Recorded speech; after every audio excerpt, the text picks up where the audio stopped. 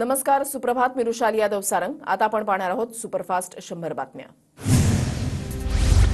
अमित शहा आजपासून 2 दिवसीय मुंबई दौऱ्यावर. शहा उद्या लालबागच्या राजाचं दर्शन घेणार. मुंबई दौऱ्यामध्ये महत्त्वाच्या बैठका होण्याची शक्यता. मुख्यमंत्री एकनाथ शिंदे आज आळंदीमध्ये जाणार. वारकरी संतपूजन सोहळा आणि भूमिपूजन समारंभाला उपस्थित राहणार. उपमुख्यमंत्री अजित पवार आज बारामतीच्या दौऱ्यावर. बारामतीमध्ये दादांच्या उपस्थितीमध्ये विविध कार्यक्रमांचं आयोजन. सकाळी कसबा इथे जनता दरबार तर कार्यकर्त्यांचेही पक्षप्रवेश होणार. खंडणी शब्दावर जयंत पाटील ठाम. महाराजांनी लिहिलेल्या पत्रातही खंडणीचा उल्लेख. आताची खंडणी आणि तेव्हाची खंडणी दोन्ही अर्थ वेगळे. भाजपचा इतिहास कच्चा, जयंत पाटलांनी सुनावलं. मी माझी चूक मान्य केली. बंडामे पवार घराण्यामध्ये पडलेल्या फुटीबाबत अजितदादांची जाहीर कबुली. पवार गटामध्ये जाण्याच्या तयारीमध्ये असलेल्या भाग्यश्री आत्रामांना दादांना सल्ला. खोलवर झालेल्या जखमेचा व्रण जात नाही. जखम वरती बुजल्यासारखी दिसते, व्रण मात्र राहतो. अजितदादांच्या चुकीच्या कबुलीवर आव्हाडांची प्रतिक्रिया.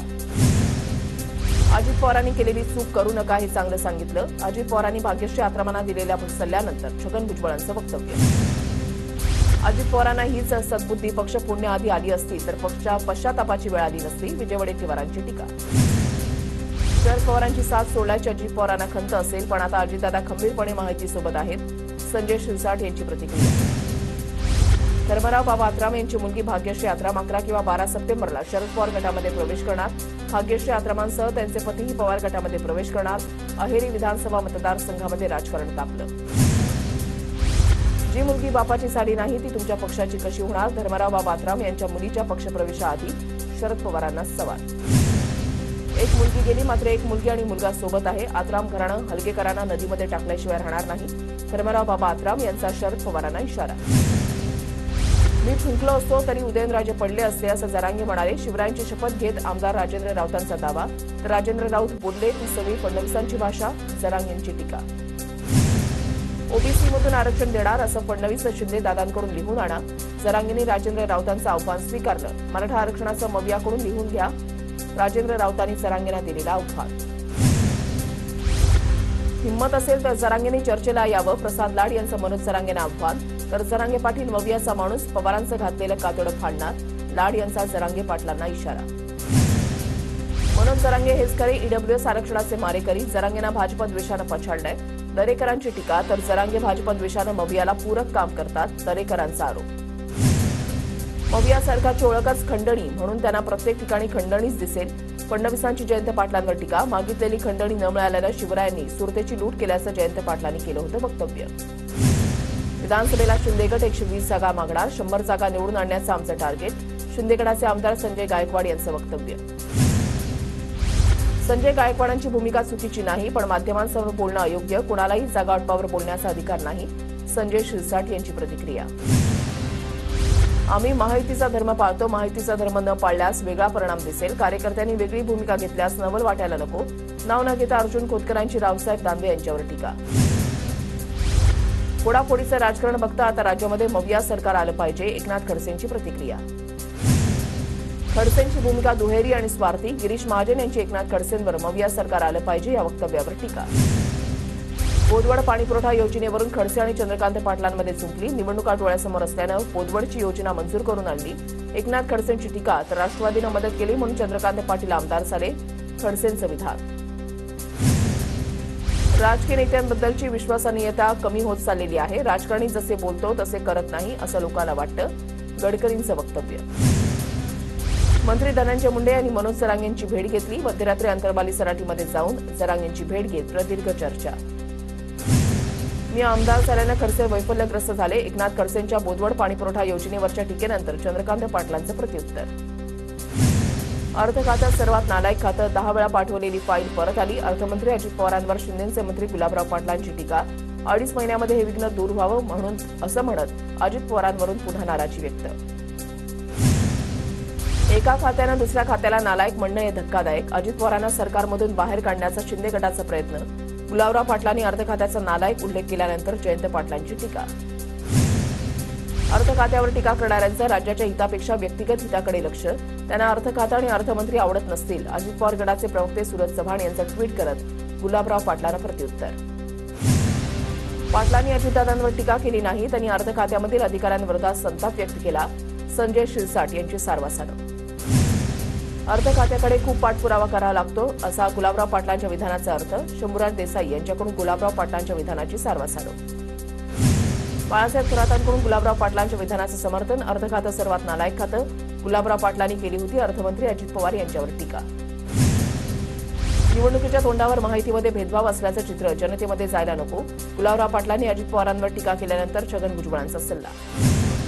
सरकारमध्ये फाईल गोगलगाईसारखी पुढे जाते, त्यामुळे फाईल पुढे जाण्यासाठी तिला धक्काच मारावा लागतो. मंत्रालयामधल्या कामांच्या फाईलींवरून फडणवीसांचं मिश्किल वक्तव्य.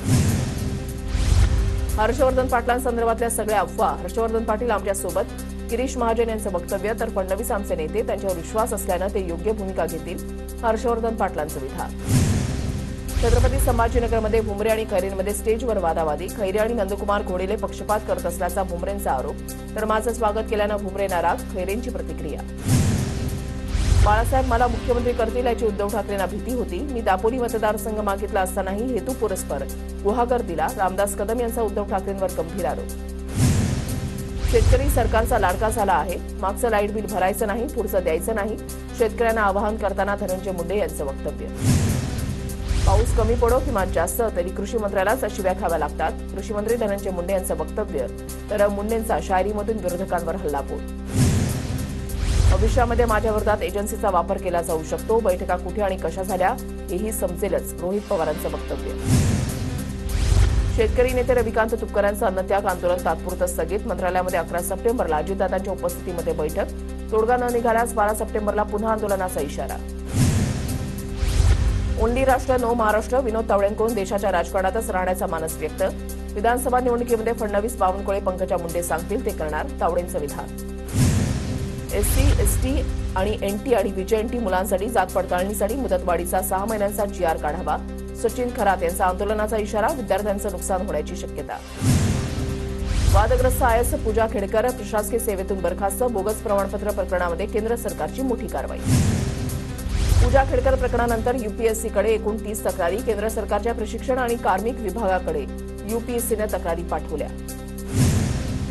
जळगावच्या चाळीसगावमध्ये गणेशोत्सवाच्या निमित्तानं अयोध्येमधल्या राम मंदिराचा देखावा. 6000 थर्माकोलपासून अयोध्या इथल्या मंदिराची प्रतिकृती.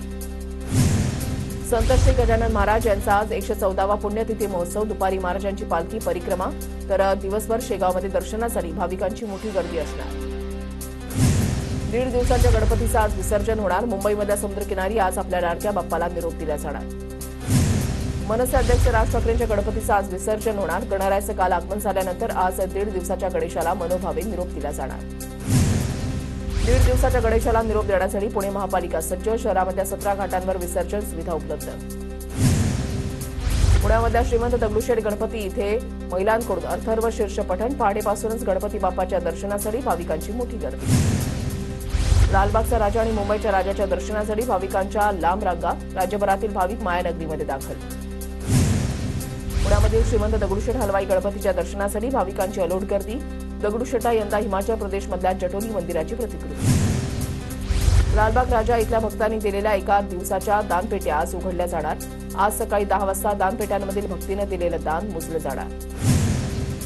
पुढच्या वर्षी शिंदे सीएम राहावेत यासाठी शंभूराज देसाईंचं बाप्पाकडे साकडं. तर फडणवीस मुख्यमंत्री व्हावेत यासाठी चित्रा वाघ यांची प्रार्थना.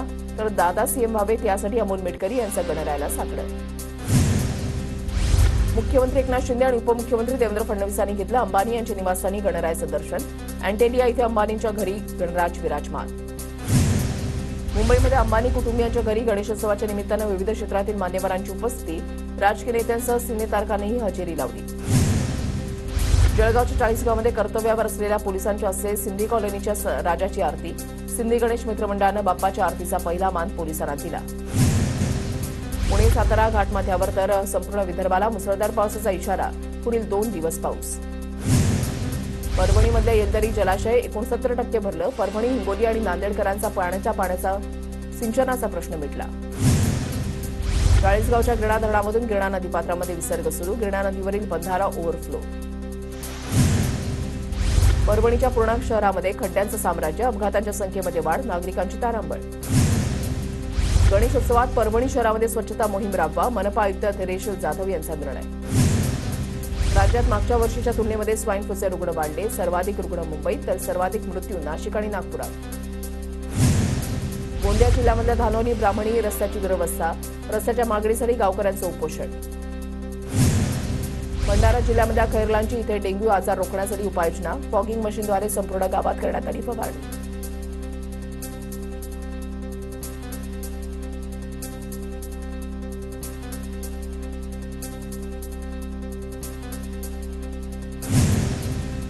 केरळमध्ये झालेल्या जागतिक सिलंबम स्पर्धेमध्ये पुण्यामधील मुळशी तालुक्याचा डंका, प्रसन्न कंधारेने पटकावली 2 कांस्य पदकं.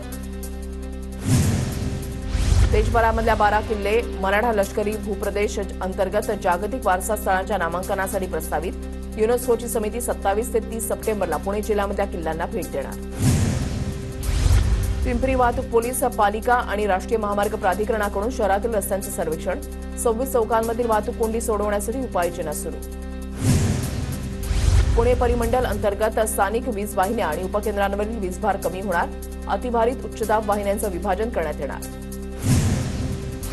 शेतकऱ्यांना सिंचनासाठी वीज पुरवठा करण्यासाठी शासनाकडून मुख्यमंत्री सौर कृषी वाहिनी योजना सुरू. या प्रकल्पामुळे शेतकऱ्यांना दिवसा वीज पुरवठा उपलब्ध होणार. सप्टेंबरमध्ये देशात सरासरीपेक्षा जास्त पाऊस पडण्याची शक्यता, राज्यामध्ये ठाणे जिल्ह्याला येलो अलर्ट आणि रायगडला ऑरेंज अलर्ट जारी. जायकवाडी धरण 95.16% भरलं. धरणाच्या उजव्या कालव्यामधून माजलगाव धरणाकरता 500 क्युसेक वेगानं पाण्याचा विसर्ग. शेतकऱ्यांच्या शेतीला आता शेतकऱ्याचं आधार कार्ड सोडलं जाणार.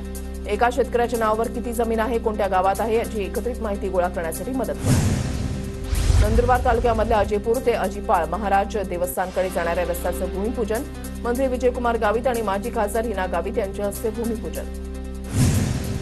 नंदुरबारमधील रस्त्यांची खासदार गोपाल पाडवी आणि केसी पाडवी यांच्याकडून राष्ट्रीय महामार्ग प्राधिकरण आणि परिवहन विभागाच्या अधिकाऱ्यांसोबत पाहणी, रस्त्यांची दुरुस्ती आणि अपघात रोखण्यासाठी उपाययोजना करण्याचे आदेश. नंदुरबारच्या शहादा तालुक्यामधल्या पुसनाद गावामध्ये बोरवेलमधून पाण्याच्या प्रेशरनं मोटर आणि पाईप बाहेर फेकले गेल्याची घटना, भूजल पातळी वाढल्यानं पाण्याच्या प्रेशरनं घटना घडत असल्याचा शेतकऱ्यांचा अंदाज.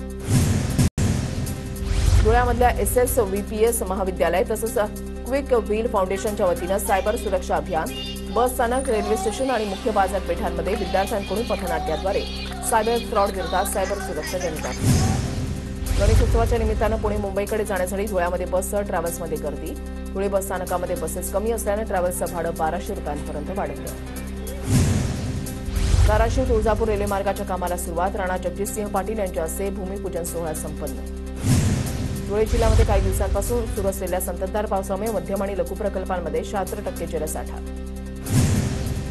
नांदेडमधल्या इसापूर धरणाचे 3 दरवाजे उघडले, इसापूर धरण 98% भरलं. जळगावच्या चोपडा तालुक्यामधल्या अडावद इथे 45 वर्षीय व्यक्तीची हत्या, किरकोळ वादातून हत्या करण्यात 3 संशयित आरोपींना अटक. सांगलीमध्ये नितेश राणेंच्या विरोधात दलित महासंघाचं आंदोलन, हातामध्ये कोंबड्या घेत राणेंच्या वक्तव्याचा निषेध केला. लाडकी बहीण योजनेचे अर्ज अंगणवाडी केंद्रांमध्ये स्वीकारले जाणार, अंगणवाडी सेविकांव्यतिरिक्त सर्व प्राधिकृत व्यक्तींना देण्यात आलेले अर्ज स्वीकारण्याचे अधिकार रद्द. राज्यामधल्या शालेय विद्यार्थ्यांमध्ये वाचनाची आवड निर्माण व्हावी यासाठी महावाचन उत्सव, शालेय शिक्षण विभागाचा उपक्रम. हरियाणामध्ये काँग्रेसकडून उमेदवारांची यादी जाहीर, ईडी प्रकरणामध्ये अडकलेल्या नूह हिंसाचाराच्या आरोपीसह 28 आमदारांना पुन्हा तिकीट. माझ्या विरोधातील खेळाडूंच्या आंदोलनामध्ये काँग्रेसचा हात, विनेश फोगाट आणि बजरंग पुनियांच्या काँग्रेस प्रवेशानंतर ब्रिजभूषण सिंह यांचा आरोप. हरियाणामध्ये काँग्रेसची 32 नावांची पहिली यादी जाहीर, विनेश फोगाट जुलानामधून लढणार. पश्चिम बंगाल सरकारचे बलात्कार विरोधातील विधेयक राष्ट्रपतींकडे सादर, आरोपीला तत्काळ शिक्षा करण्याची विधेयकामध्ये तरतूद. भारतामधल्या 85% पेक्षा जास्त जिल्हे पूर, दुष्काळ आणि चक्रीवादळ यासारख्या कठोर हवामान बदलांच्या घटनांनी प्रभावित, IP ग्लोबल आणि ESRI इंडियाचा अहवाल समोर. मणिपूरमध्ये पुन्हा हिंसाचार, इम्फाळमध्ये मणिपूर रायफलच्या मुख्यालयावर जमावाचा हल्ला. मोदींचा राष्ट्रीय शिक्षक पुरस्कार विजेत्यांशी संवाद, शिक्षकांनी अध्यापनाचा अनुभव पंतप्रधानांना सांगितला. काश्मीरमध्ये अशांतता असेपर्यंत पाकशी चर्चा नाही, गृहमंत्री अमित शहा यांचं जम्मूमधल्या सभेतून वक्तव्य.